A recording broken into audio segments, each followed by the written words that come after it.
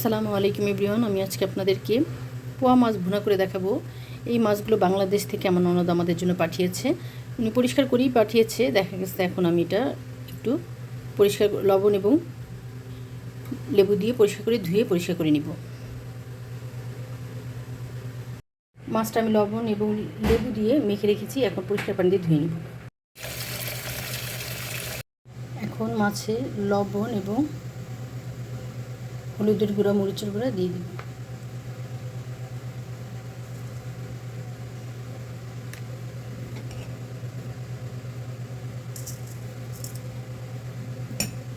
এখন মাছগুলো লবণ, হলুদ এবং মরিচের গুঁড়া দিয়ে মেখে নিব। এখন মাছগুলো আমি ভেজে নেব।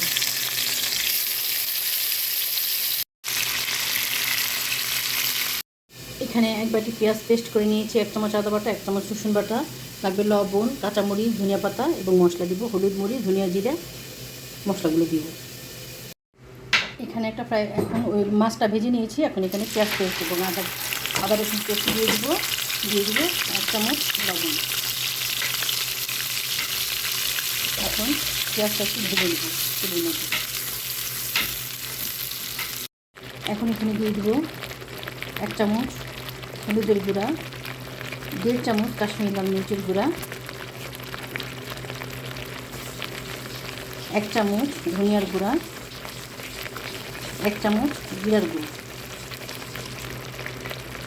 এখন মশলাটা ভালো করে কষিয়ে নেব উপরে তেল ওঠা পর্যন্ত।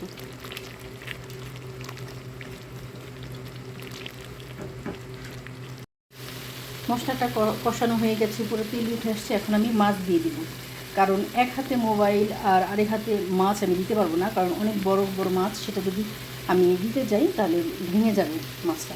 তো আমি খুব সাবধানের সাথে মাছটা আমি এখন এই মশলার উপর বসিয়ে দিব। পোয়া মাছ একটু নরম মাছ। এখন মাছের উপরে কাঁচামরিচটা দিয়ে দিব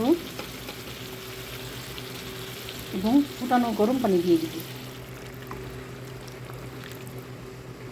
গরম পানি দিয়ে মাছটা এখন আমি হালকা হালকা করে কড়াইটা ধরে ঝুলিয়ে দিব এবং এখন রান্না করে নিব মাছটা। আরেকটু পানি ব্যবহার করব।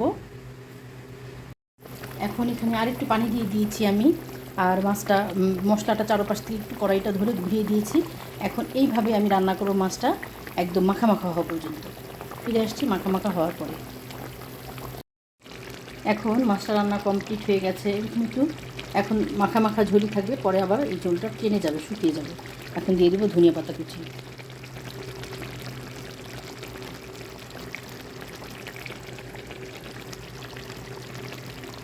ধনিয়া পাতা কুচি দিয়ে আমি এখন 2 মিনিট চুলায় রেখে চুলা অফ করে দেব। হয়ে গেছে আমার একদম ফ্রেশ বাংলাদেশ থেকে আসা পোয়া মাছ ভুনা রেসিপি। এখন আমি এটা 2 মিনিট ঢেকে চুলাটা অফ করে দিয়ে আপনাদেরকে আমি সার্ভ করে দেখাচ্ছি।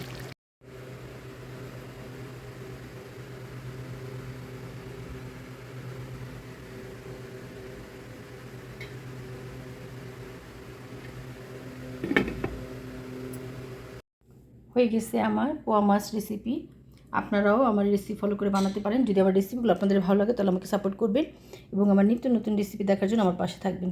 যারা আমাকে সাবস্ক্রাইব করেছেন তাদেরকে অসংখ্য অসংখ্য ধন্যবাদ। আর যারা এখন আমাকে সাবস্ক্রাইব করেন, যদি আমার রেসিপিগুলো আপনাদের ভালো লাগে তাহলে আমাকে সাপোর্ট করবেন এবং আমার নিত্য নতুন রেসিপি দেখার জন্য আমার পাশে থাকবেন। আল্লাহ হাফেজ।